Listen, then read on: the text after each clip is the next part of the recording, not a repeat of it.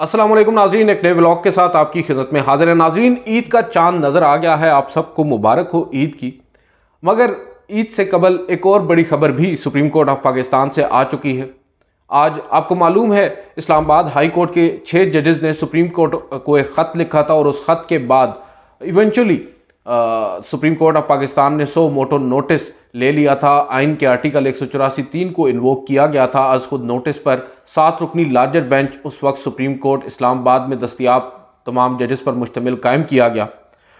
3 अप्रैल को उस अज़खुद नोटिस पर पहली समाअत हुई और मामला 29 अप्रैल तक चला गया, मगर 3 अप्रैल का हुक्मनामा ना आया। आज वो हुक्मनामा आ चुका है और ईद से एक दिन कबल ये बहुत बड़ी डेवलपमेंट हुई है। एक तबाहकुन किस्म की आप कह सकते हैं सिचुएशन बन चुकी है। जस्टिस या अफरीदी जो कि फाजिल मेंबर हैं उस 7 रुकनी लार्जर बेंच के और इवेंचुअली जिन्होंने फुल कोर्ट में भी बैठना था और इन्होंने आइंदा आने वाले चंद सालों में चीफ जस्टिस ऑफ पाकिस्तान भी बनना है, उन्होंने अब 6 जजेस के उस खत पर लिए गए आज खुद नोटिस पर समाअत से मादरत कर ली है, खुद को बेंच से अलहदा कर लिया है। ये बहुत बड़ी डेवलपमेंट है और इसके साथ उन्होंने एक अपना नोट तहरीर किया है, वो बड़ा इंटरेस्टिंग है और गौर तलब है।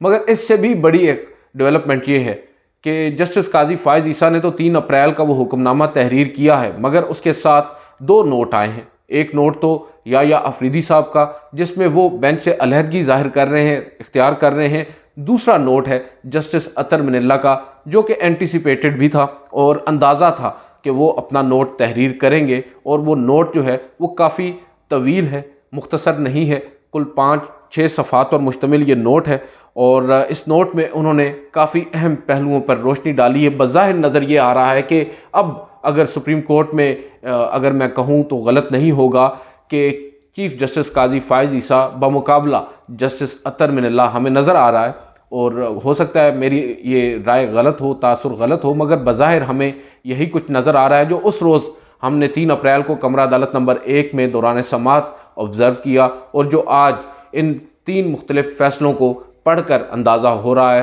कि अब जो सुप्रीम कोर्ट ऑफ पाकिस्तान है उसमें जुडिशल एक्टिविज़म या आप कह सकते हैं कि जुडिशल पॉलिटिक्स जो है वो अपने उरूज पर है। और जस्टिस अतर मिनल्ला वाहिद एक ऐसे जज हैं जो इस वक्त उन 6 इस्लामाबाद हाई कोर्ट के जजेस के दिफा में खड़े हैं और उन्होंने ना सिर्फ उन जजेस का भरपूर दिफा किया है अपने इस ख़त में, बल्कि उन्होंने जो कमीशन कायम किया गया था चीफ जस्टिस काजी फायज़ ईसा की ख्वाहिश पर हुकूमत पाकिस्तान की जानिब से, उस पर भी अपने शदीद तहफ़्फ़ुज़ात का इजहार किया और उसको तनकीद का निशाना बनाया है। मगर पहले हम आ जाते हैं जस्टिस या अफरीदी के उस नोट की तरफ और मैं माज़रत चाहता हूँ आपकी ईद ख़राब कर रहा हूँ ईद के ऊपर इस तरह की खबरें।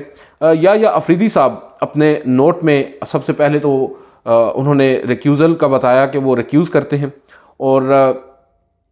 जो उन्होंने अपना इजाफी नोट लिखा है उन्होंने कहा है कि सुप्रीम कोर्ट का जो इंटेंशन है या जो नीयत है उसके ऊपर शक नहीं किया जा सकता कि जो सुप्रीम कोर्ट ऑफ पाकिस्तान ने आइन के आर्टिकल 184(3) के तहत आज खुद नोटिस लिया है। ताहम वो ये कहते हैं कि जो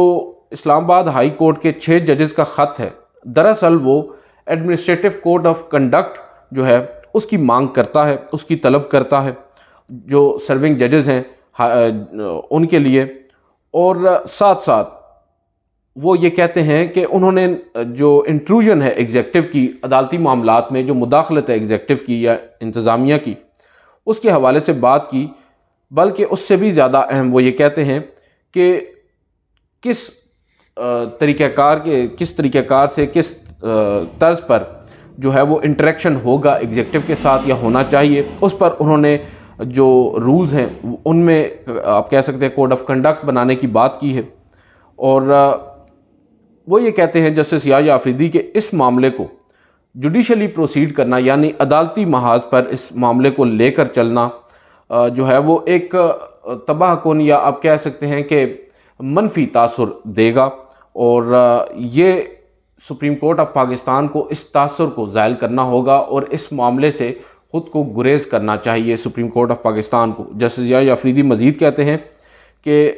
जो हमें इस अमर को भी नज़रअंदाज नहीं करना चाहिए कि जो हाई कोर्ट्स हैं उन्हें आइन के तहत इंतज़ामी इख्तियारात हासिल हैं।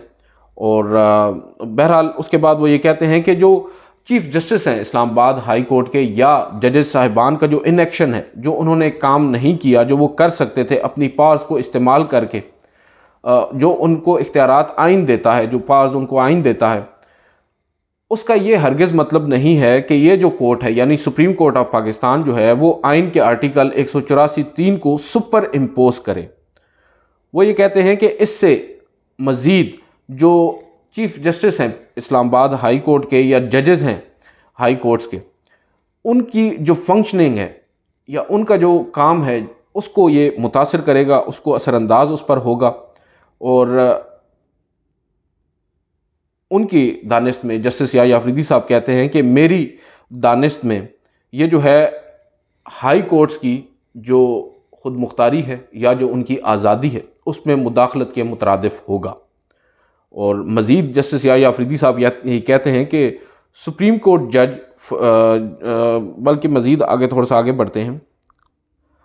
वो ये कहते हैं कि जो 6 जजेस की एंग्जाइटी है उस पर कोई भी डिस्प्यूट नहीं कर सकता। और उन्होंने जो अपने ख़त में बातें की हैं, जो उन्होंने सुप्रीम जुडिशल काउंसिल को लिखा है, वो वाकई में जो तवज्जो तलब हैं। और उसके साथ वो ये कहते हैं जिसमें उन्होंने बेसिकली प्रोविजंस जो रेगुलेट करने का है जजेस की एग्जेक्टिव के साथ जो मामलात हैं, जो बातचीत है, उस हवाले से कोड ऑफ कंडक्ट के ऊपर इस ख़त के अंदर जजेस साहिबान ने ज़ोर दिया है। और वो एक ही तरीके से मुमकिन है कि जो जजेस का सुपीरियर कोर्ट के जजेस का कोड ऑफ कंडक्ट है उसको, यानी जो आइन के आर्टिकल 209(8) के तहत है, उसको सुप्रीम कोर्ट जो है वो देखे और उसको तब्दील करे। और ये जो नोट है जस्टिस याह्या अफरीदी का, इससे अब सूरत हाल यकसर तब्दील हो चुकी है। एक राय थी, आम राय थी कि शायद justice Yahya Afridi is also one of those जजेस जो ये समझते हैं कि हमें इस मामले को जुडिशल साइड पर देखना चाहिए, मगर आज जो उन्होंने नोट लिखा है उससे तो ये तासुर बिल्कुल ही ज़ायल हो चुका है, बल्कि वो भी अब उसी रास्ते पर हमें जाते नज़र आ रहे हैं जो रास्ता पहले दिन जस्टिस काजी फ़ाइज़ ईसा, जस्टिस मंसूर अली शाह ने अपनाया था। और अब बज़ाहिर इस मजदहार में जस्टिस अतर मिनल्ला अकेले नज़र आ रहे हैं। जस्टिस अतर मिनल्ला जो हैं, उन्होंने तमाम तर जो ज़िम्मेदारी है वो रियासत और हुकूमत पर डाल दी है। और उन्होंने कहा है कि जो हुकूमत है या जो रियासत है उसका काम है कि वो अब फुल कोर्ट को मुतमईन करे कि अदालती मामलात में किसी भी तरह की कोई मुदाखलत नहीं हुई। फिर उन्होंने कहा है जो एक आप कह सकते हैं 76 साला पाकिस्तान की तारीख़ है, उसके अंदर उन्होंने जो प्रैक्टिसेस रही हैं, जो नॉर्म्स रही हैं, उनके ऊपर बात की है पाकिस्तान में जो अदालती मामलात हैं उसके अंदर। और फिर उन्होंने यहाँ पर बाकायदा तौर पर दिफा किया है इस्लामाबाद हाई कोर्ट के उन 6 जजेस का। उन्होंने कहा है कि जो जजेस साहिबान हैं उनकी जो क्रेडिबिलिटी है या उनकी जो दयानतदारी है, जो ट्रूथफुलनेस है, वो उनके ओथ्स जो हैं उनके अंदर इनहेरिट है, यानी उन्होंने हल्फ उठा रखा है। और वो ये कहते हैं कि उनका जो कंसर्न है या उनके जो तहफ़्फ़ुज़ात हैं इस्लामाबाद हाई कोर्ट के जजेस साहिबान के, उनको वेट देना होगा, उनको नज़रअंदाज नहीं किया जा सकता अनटिल एंड अनलेस वो गलत साबित हो जाएं। उस वक्त तक आपको उनकी बात को वज़न देना होगा। फिर वो ये कहते हैं, और ये वाज़ेह है यहाँ पर कि 5 सफ़हात पर मुश्तमिल ये नोट उन्होंने लिखा है। और इस नोट के अंदर उन्होंने जस्टिस काजी फ़ाइज़ ईसा का जो हुक्मनामा है उसके कुछ पैराज से इख्तिलाफ भी किया है। और उसमें उन्होंने अब जो मज़ीद आप कह सकते हैं कहा है, क्योंकि मैंने अभी तक इसको ट्रांसलेट नहीं किया तो मैं इस आपके सामने इसी वजह से अभी पढ़ रहा हूँ और साथ साथ ट्रांसलेट करने की कोशिश कर रहा हूँ।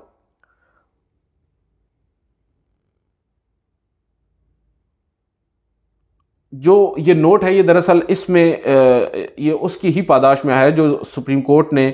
तमाम जो स्टेक होल्डर्स हैं, आपको याद होगा 3 अप्रैल की समाअत पर चीफ जस्टिस काजी फ़ाइज़ ईसा की सरबराही में 7 रुकनी लार्जर बेंच ने जो हुक्मनामा तहरीर करवाया था उसमें तमाम स्टेक होल्डर्स से बशमूल वफाकी हुकूमत, हाई कोर्ट्स और जो सुपीरियर बार्स हैं, bar council, Pakistan bar council और सुप्रीम कोर्ट बार एसोसिएशन, उनसे राय तलब की थी, प्रपोज़ल मांगे थे, तजावीज़ मांगी थी कि क्या इंस्टीट्यूशनल रिस्पांस होना चाहिए, इदारा जाती रद्दअमल क्या होना चाहिए इस मामले के ऊपर जो 6 जजेस का ख़त है। वो ये कहते हैं कि ये जो जजेस साहिबान हैं इन्होंने इंस्टीट्यूशनल इनसेंसिटिविटी पर रोशनी डाली है, इसको उजागर किया है। और फिर यहाँ पर वो अटॉर्नी जनरल की तरफ भी राग़िब हुए, उन्होंने कहा कि तरफ मुतवज्जह होते हुए उन्होंने कहा कि अटॉर्नी जनरल साहब ने जो है वो रेफरेंस दिया है पाकिस्तान में पॉलिटिकल इंजीनियरिंग का, मगर कुछ पर्टिकुलर मौक़ों के ऊपर जो माजी में हो चुके हैं। लेकिन ये बात गौर तलब है कि जो जजेस साहिबान का ख़त है, जैसे अतर मिल्ला साहब कह रहे हैं, जो 6 जजेस हैं उनके ख़त में ये बात वाज़े नज़र आ रही है कि वो जो मुदाखलत है वो आज भी जारी है। The impunity against intimidation of the judges and interference in judicial proceedings in politically consequential matters cannot be denied. Rather, it has been affirmed by this court repeatedly. वो ये कह रहे हैं कि जो इंटिमिडेशन है या जो इंटरफेरेंस है अदालती मामलात में, पॉलिटिकली मोटिवेटेड जो केसेस होते हैं उनके अंदर, उसको आप नज़रअंदाज नहीं कर सकते, उससे इनकार नहीं कर सकते। बल्कि ये जो सुप्रीम कोर्ट ऑफ पाकिस्तान है ये भी बाकायदा तौर पर इस बात की तौसीक कर चुकी है माजी में। फिर उन्होंने मज़ीद ये कहा है कि जो इस्लामाबाद हाई कोर्ट के 6 जजेस हैं उन्होंने हलफ उठा रखा है आइन के तहत, और उस हलफ के बावजूद ये तासुर कायम कर लेना और जो सच है उसकी क्रेडिबिलिटी के ऊपर जो उन्होंने ख़त में बातें की हैं उनको यकसर रिबट कर देना, ये मैं समझता हूँ मुनासिब नहीं है। उन जजेस साहिबान ने, जैसे अतर मिल्ला साहब कहते हैं, कि वही किया है जो उनका ओथ, जो उनका हलफ उन्हें करने को कहता है, यानी आइन की बालादस्ती, आइन को अपहोल्ड करना और इंडिपेंडेंस ऑफ जुडिशरी, अदलिया की आज़ादी। There is no conceivable justification to doubt their intention in bringing on record a matter of the highest public importance. कोई कंसीवेबल जस्टिफिकेशन नहीं है कि उनकी जो नीयत है उस पर शक किया जा सके कि उन्होंने ये मामला जो है हाईएस्ट पब्लिक इम्पोर्टेंस का इसको रेज़ किया है। फिर उन्होंने यहाँ पर मज़ीद कुछ बातें कही हैं। वो ये कहते हैं कि जो ये ख़त 6 जजेस साहिबान की जानिब से भेजा गया है, दरअसल ये ख़त जो है ये एक इंटरनल इंस्टीट्यूशनल कॉरस्पॉन्डेंस थी, यानी इदारे के अंदर ही ये बातचीत हो रही थी और ये जो ख़तो किताबत थी ये इदारे के अंदर हो रही थी और इसका मकसद पब्लिक होना नहीं था। वो ये मज़ीद कहते हैं कि जो जजेस साहिबान हैं उनके पास काफ़ी रीज़नेबल, काफ़ी जायज़ जो ग्राउंड्स हैं वो थे, जिसकी बेस पर उन्होंने गाइडेंस तलब की है। और बाज़ाहिर इसमें यही नज़र आ रहा है कि उन्होंने सिर्फ़ और सिर्फ गाइडेंस तलब की है। उन्होंने एक विसल ब्लोअर का काम किया है और ये काम उन्होंने इंटरनली किया है, अंदरूने खाना अपने इदारे के अंदर रहकर, यानी सुप्रीम जुडिशल कौंसिल जो कि अदलिया का हिस्सा है, इस्लामाबाद हाई कोर्ट के 6 जजेस ने उसको लिखा है। और ये जो ख़त था और ये जो उनके ख़दशात थे इनको काफ़ी एहतियात के साथ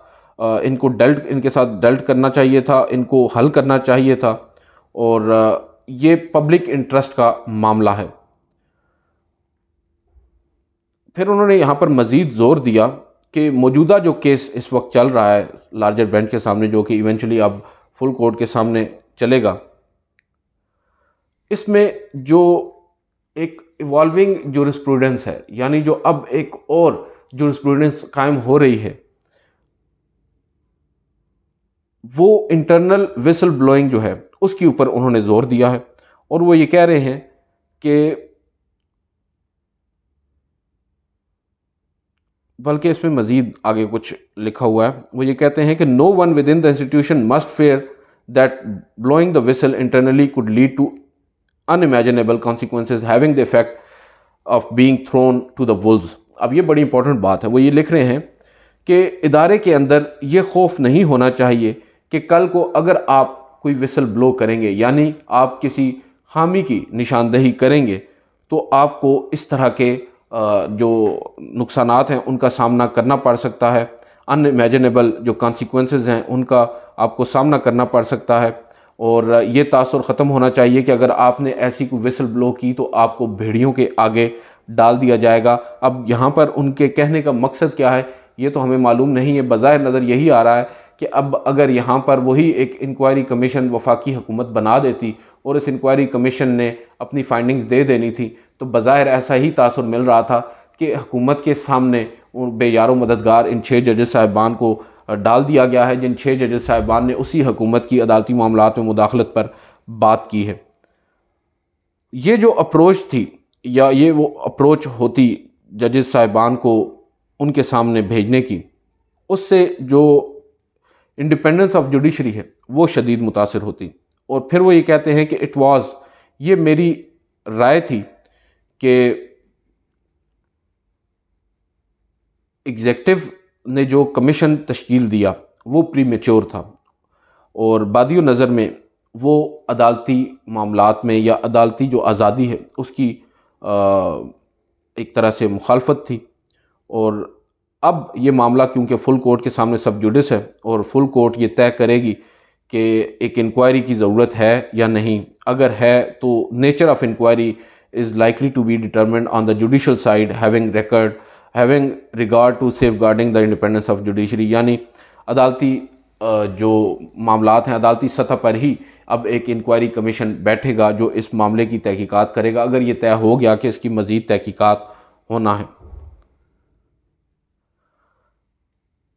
फिर उन्होंने यहाँ पर एक बात वाज़ेह की, उन्होंने कहा है कि जो इस्लामाबाद हाई कोर्ट के 6 जजेस साहिबान हैं वो शिकायत कुनंदा नहीं थे, वो कंप्लेनेंट्स नहीं थे, मगर उन्होंने सिर्फ़ और सिर्फ एडवाइस और गाइडेंस जो है वो तलब की है। फिर यहाँ पर उन्होंने कहा है कि 6 जजेस का जो ख़त है उसने इस बात को वाज़ेह कर दिया है कि जो असगर ख़ान केस है या जो धरना केस है वो अदालती मामलात में मुदाखलत को नहीं रोक सके, उन अदालती फ़ैसलों की सरीहन खिलाफ वर्जी हुई है। और फिर उन्होंने नॉर्मलाइजेशन ऑफ डिविएंसी कल्चर का भी यहाँ पर जिक्र किया है। और काफ़ी तवील नोट है जस्टिस अतर मिनल्ला का और जस्टिस याह्या अफरीदी का भी हमने आपके सामने नोट रखा है। तो अब अंदाज़ा होता है कि अदालती मामलात जो हैं वो काफ़ी इस वक्त तनाव का शिकार हैं और जो 6 जजेस का ख़त है वो मामला अब इतनी आसानी से जो है वो बंद होता हमें नज़र नहीं आ रहा। इसमें और भी मज़ीद काफ़ी बातें सामने आएंगी, मगर मेरे लिए ये बड़ा सरप्राइजिंग था जो आज जस्टिस याह्या अफरीदी साहब ने नोट तहरीर किया है। हो सकता है इन हिज़ ओन विजडम वो समझते हों और वो जो समझ रहे हैं वो बिल्कुल दुरुस्त हो कि हमें अदालती सतह पर इस मामले को नहीं देखना चाहिए, इंतज़ामी सतह पर ही इसको डिसाइड करना चाहिए। और वो बेसिकली कोड ऑफ कंडक्ट की बात कर रहे हैं। जो असल सवाल भी है कि इस ख़त को हम लोगों ने एक शिकायत समझ लिया है। मेरी पहले दिन से ये ओपिनियन है या मेरी ये राय है कि ये शिकायत नहीं है, दरअसल ये एक गाइडेंस तलब की गई है, एक राय मांगी गई है कि भाई बताएं हम क्या कर सकते हैं। जब जुडिशरी में या अदालती मामलात में जजेस साहिबान को इस तरह से इंटिमिडेट किया जाएगा, उनके मामलात में मुदाखलत की जाएगी तो हमें क्या करना चाहिए। जो हमारा कोड ऑफ कंडक्ट है वो इस पर खामोश है। लिहाजा जो सुप्रीम जुडिशल कौंसिल को ख़त लिखने का बुनियादी मकसद था वो यही था, जिसे जस्टिस याह्या अफरीदी ने बड़ी खूबसूरती के साथ यहाँ पर बयान किया है। मगर ये मालूम नहीं पड़ रहा कि आखिर क्यों कर वो नहीं समझते कि फुल कोर्ट इस मामले को टेकअप करे। जब तमाम जजेस बैठ जाएंगे तो इवेंचुअली ये मामला हल तो होना है। और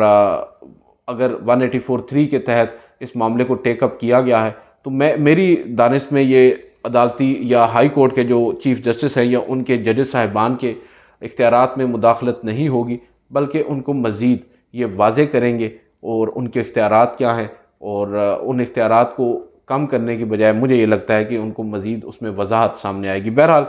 मेरी राय से आप इख्तिलाफ़ कर सकते हैं। आज की इस वीडियो से इतना ही। आपको एक मरतबा फिर ईद की बहुत सारी खुशियाँ मुबारक हो। अल्लाह हाफ़िज़।